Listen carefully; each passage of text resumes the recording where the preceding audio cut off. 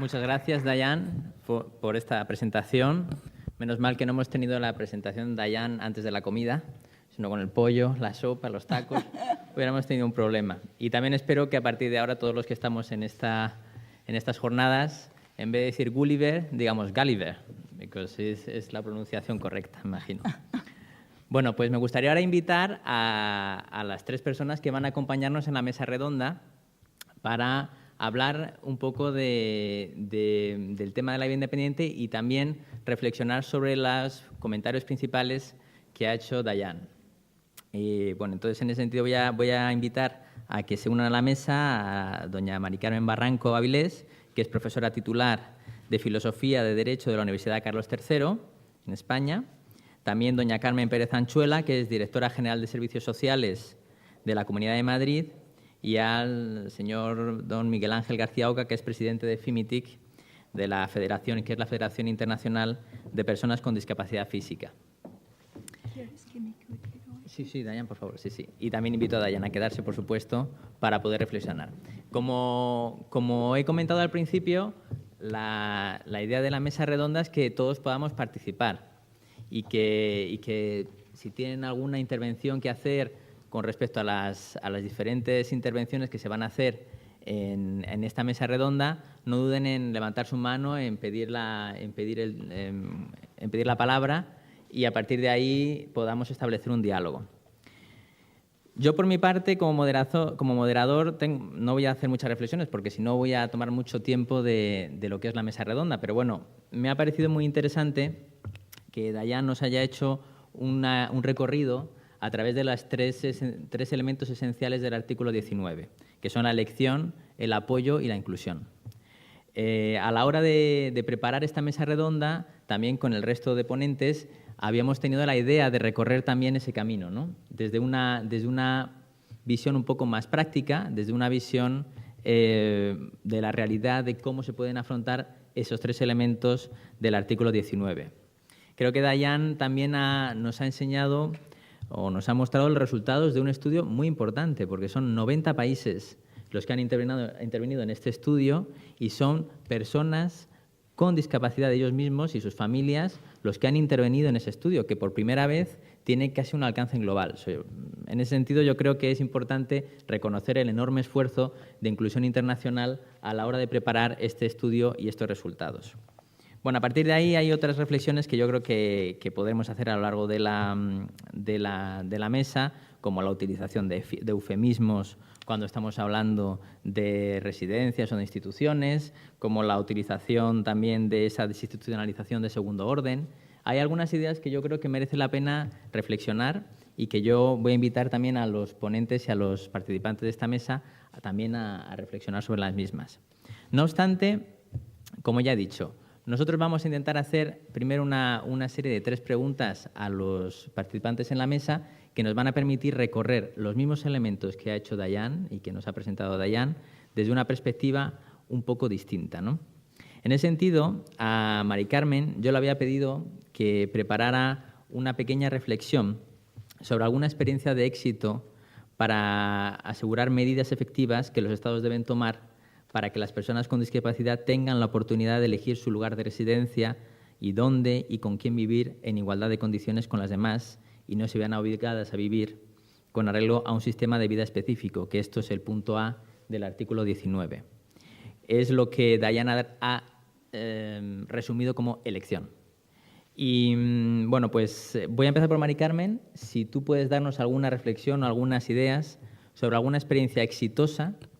que haya transformado ese principio de elección en algo práctico, porque el artículo 19 tiene que ser muy práctico a la hora de ponerse en marcha. Mari Carmen, por favor. Vale, pues muchas gracias. Antes de contestar a la pregunta y muy brevemente, agradecer a las personas que han hecho posible que hoy estemos aquí todos, como grandes instituciones, ACERMI, Instituto de Derechos Humanos Bartolomé de las Casas, pero en concreto la posibilidad de compartir estas reflexiones. A mí me la han dado 2 personas, que son Ana Sastri y Patricia Cuenca, entonces desde aquí quiero agradecer a las 2. No creo que Ana nos siga escuchando a estas horas de la tarde, pero bueno, por si acaso, hola Ana. En relación con la pregunta, ya se ha dicho, soy filósofa del derecho, entonces se me da bastante bien invertir las preguntas. Entonces, yo diría experiencias exitosas en España, en Europa, los líderes en relación con dar a las personas con discapacidad la posibilidad de elegir, también en relación con dar al resto de las personas la posibilidad de elegir dónde, cómo y con quién vivir, son Suecia y Noruega, pero lo que más me interesa es que nos planteemos qué es el éxito. Javier me decía, bueno, experiencias de éxito, pues como filósofa del derecho, primer paso sería decir qué es el éxito, en qué coordenadas determinan que una experiencia, una organización, sobre cómo las personas con discapacidad pueden elegir dónde, cómo y con quién vivir sea exitosa. Y entiendo que esto en buena medida pasa por la desinstitucionalización. Se ha mencionado varias veces a lo largo del día, sobre todo hace un rato, la mayor parte de las personas con discapacidad en el mundo están abocadas a vivir en instituciones que no eligen, con personas a las que no eligen. Y esto no solo lo digo yo, esto es la forma en la que el Comisario de Derechos Humanos del Consejo de Europa entiende que los Estados deben dar a las exigencias del artículo 19. Y desde este punto de vista, en un informe del 13 de marzo de 2012, el Comisario de Derechos Humanos del Consejo de Europa establece para los Estados interpreta el artículo 19 de la Convención en el sentido de que establece para los Estados la necesidad de realizar un plan de desinstitucionalización. Al respecto, me parece también interesante un informe sobre el modo en el que distintas experiencias de desinstitucionalización se han llevado a cabo en Europa. Es un informe que firman varios autores, en el que se destaca una cosa que me ha sorprendido a propósito de la implementación del artículo 19 en relación con las dos preguntas que Javier me ha marcado. La primera de ellas es esta. Se destaca la insuficiencia de los datos. Hay pocos datos, de tal forma que es muy difícil valorar hasta qué punto, desde el momento en que entra en vigor la Convención sobre los Derechos de las Personas con Discapacidad hasta la actualidad, es decir, hasta qué punto en estos 5 años se han llevado a cabo experiencias de desinstitucionalización y hasta qué punto, por tanto, estas han sido o no exitosas. En este informe se destaca también, más por negativo que por positivo, por las cosas que han ido mal que por las cosas que han ido bien, lo importante que es que la iniciativa, el liderazgo, aparte de ser asumido por las personas con discapacidad, lo lleven a cabo las instituciones de nivel regional y nacional, y que no quede confiado únicamente a las instituciones políticas, a los responsables políticos del nivel local. Se destaca también cómo los modelos que se consideran en términos generales exitosos, también esto creo que habría que valorarlo más en profundidad, y que consisten en que se habilitan viviendas que son compartidas por varias personas con discapacidad, y de este modo se reducen los costes. El informe que yo estoy citando es un informe de tipo económico, ahora me referiré a alguna cuestión económica después. Se comparten los gastos del soporte a estas personas. Bueno, pues estos modelos exitosos han de considerarse un fracaso cuando no se da a todas y cada una de las personas que conviven la oportunidad de decir, bueno, yo con esta persona no quiero convivir, no, esta persona no me cae bien. Cuando no se da a las personas la posibilidad de elegir sus compañeros de piso. A propósito de costes y beneficios, porque algo con lo que me he encontrado cuando preparaba la respuesta a esta pregunta, que por cierto me has metido en un lío, Javier, porque yo de esto no sabía demasiado, pero bueno. Uno de los argumentos con los que me he encontrado en mayor medida es que la vida independiente es una vida muy costosa, entonces que la forma de dar apoyo a las personas con discapacidad es tenerlas a todas juntitas, porque de este modo pues es más barato, porque una misma persona puede apoyar a varias personas con discapacidad. Bueno, pues en este estudio, que como digo es un estudio económico, se muestra cómo solo en algunos casos marginales y solo cuando los servicios residenciales son servicios de bajo coste, que también esto va asociado a una calidad baja, esto está todo baremado en el estudio, como digo, es de economistas, solo en algunos casos se abaratan los costes. En la mayor parte de las ocasiones los costes son iguales o menores y se consigue una mayor calidad cuando este proceso se ha llevado a cabo, el proceso de desinstitucionalización, que es a lo que me estoy refiriendo, recordemos, de una forma adecuada. Esto en relación con las experiencias. Y me gustaría, a partir de aquí, ver en qué medida en España se está atendiendo a las exigencias del artículo 19A, es decir, a las exigencias que se derivan de ese derecho que establece la Convención de las personas con discapacidad de elegir dónde, cómo y con quién vivir. Antes de pasar a analizar la situación en España, creo que es interesante aclararles o explicitarles cuál es el principio del que yo he partido en este estudio. Entiendo que si el enfoque que aplica la Convención a la discapacidad es un enfoque basado en derechos, desde este enfoque basado en derechos hay que entender el artículo 19 de tal forma que deberían ser las personas con discapacidad quienes valorasen cuáles son sus necesidades,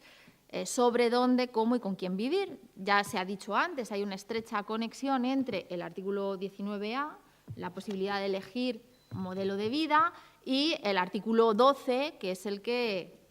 potencia la capacidad de todas las personas, también la capacidad de las personas con discapacidad. Es decir, deberían ser las personas con discapacidad quienes valorasen cuáles son sus necesidades a la hora de afrontar un modelo de vida que habría de ser, en la mayor medida posible, un modelo de vida independiente. Desde este punto de vista, parece que la mejor forma de satisfacer las exigencias del artículo 19A, al menos en el contexto cultural en el que nos encontramos, sería dotar a las personas con discapacidad de capacidad económica para que ellos pudieran decidir si viven con su familia, viven con otra familia, para que ellos pudieran decidir efectivamente qué apoyos necesitan para vivir de forma independiente. Bueno, pues a partir de este principio, parece que la norma que en mayor medida podemos considerar una concreción de las exigencias del artículo 19A en España es la Ley 39/2006 de promoción de la autonomía personal y atención a las personas en situación de dependencia. Y me parece que esta norma presenta dos problemas. Primero, que se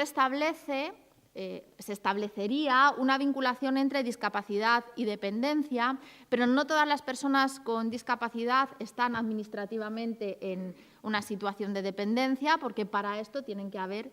seguido un determinado procedimiento a través del cual se identifica el grado. Esto ya me parece de entrada un problema. Solo las personas con discapacidad que tuvieran cierto grado de dependencia serían personas beneficiarias de las ayudas que se prevén en el sistema de autonomía personal y atención a las personas en situación de dependencia. Por otro lado, no tengo mucho tiempo para dar razones, pero esto quizá podemos discutirlo después. La Ley de Promoción de Autonomía Personal y Atención a las Personas en Situación de Dependencia se orienta más a la atención a la dependencia que a la promoción de la autonomía, que recordemos, de esto es de lo que se trata en el artículo 19A. De tal forma que la figura que, a mi juicio, en mayor medida se orientaría a la promoción de la autonomía en el derecho comparado, que es la asistencia personal, tiene un uso muy limitado en la ley y las ayudas que están previstas para dedicarse a la contratación de asistencia personal están limitadas en varios niveles. El grueso de las ayudas de la norma previstas por la ley, bueno, otra cosa es el desarrollo y los problemas que está, bueno, la ejecución y los problemas que está teniendo esta norma, sobre todo porque estamos en un contexto de crisis, pero bueno, en la ley el grueso de las ayudas se orienta más al cuidado en el ámbito familiar o a la institucionalización, que precisamente creo que es algo no del todo coherente con la autonomía, con el principio que se encierra en el artículo 19A. ¿Por qué digo que la norma se orienta más a la atención a la dependencia que a la promoción de la autonomía? ¿Por qué me parece tan limitada la ayuda económica para asistencia personal? Por un lado, por los ámbitos a los que se refiere. La prestación económica para asistencia personal solo se prevé para el estudio y el trabajo, no para el ocio, el tiempo libre, la toma de decisiones, acudir a procesos de participación ciudadana o una asamblea de vecinos. Por otro lado, me parece insuficiente porque, en general, en toda la norma se atiende a las necesidades básicas, no a las necesidades